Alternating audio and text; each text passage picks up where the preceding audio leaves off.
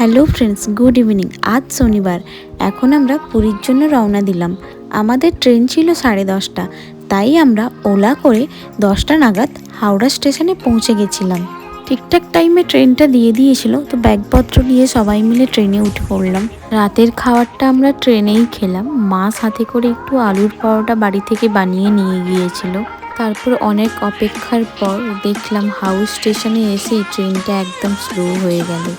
তারপর আবার সবাই আমরা খেয়ে দিয়ে শুয়ে পড়লাম, আর সৌমিক এখানে গেম খেলছে। চলো bye, good night, good morning. আজ রবিবার। দেখতে দেখতে আমরা পুরী পৌঁছে গেলাম।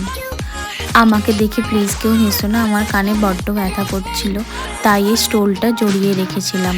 সৌমিকের এখনও ঘুমই ভাঙেনি। মা ওদিকে রেডি হয়ে বসে আছে নামার জন্য, আর এদিকে দেখো জমজমিয়ে বাইরে বৃষ্টি পড়ছে।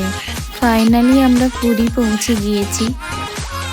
বাইরে এত বৃষ্টি হচ্ছিল যে 20-25 মিনিট আমাদের স্টেশনেই বসতে হয়েছিল। একটু বৃষ্টিটা কমার পর আমরা একটা অটো করে আমাদের হোটেলে চলে গেলাম।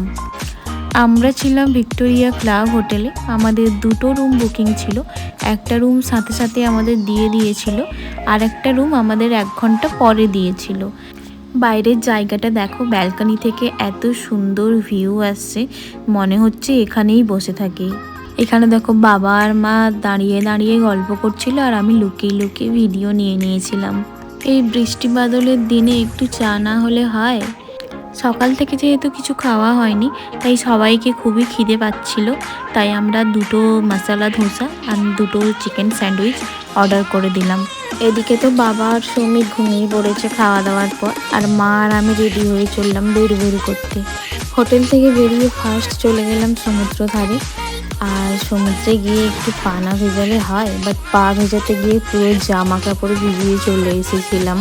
আর মাকে বললাম, মা আমার একটা ভিডিও বানিয়ে দিন তো, তাই মা আমার এই ভিডিওটা বানিয়ে দিয়েছে।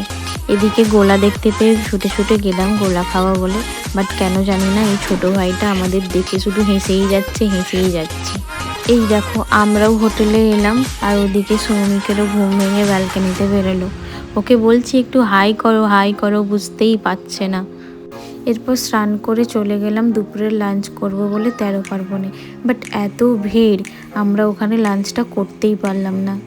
এখান থেকে বেরিয়ে আমরা চলে গেছিলাম বিদেশ ঘর। এখানে যে সেলিব্রিটিরা এসেছে তাদের প্রত্যেকের ফটো লাগানো আছে। আমরা নিয়েছিলাম 2টো চিকেন থালি, 2টো ভেজ থালি, 2টো চিকেন কষা। ফার্স্ট ডে মর্নিংটা এভাবেই কাটলো, বাকিটা নেক্সট ভিডিওতে শেয়ার করব।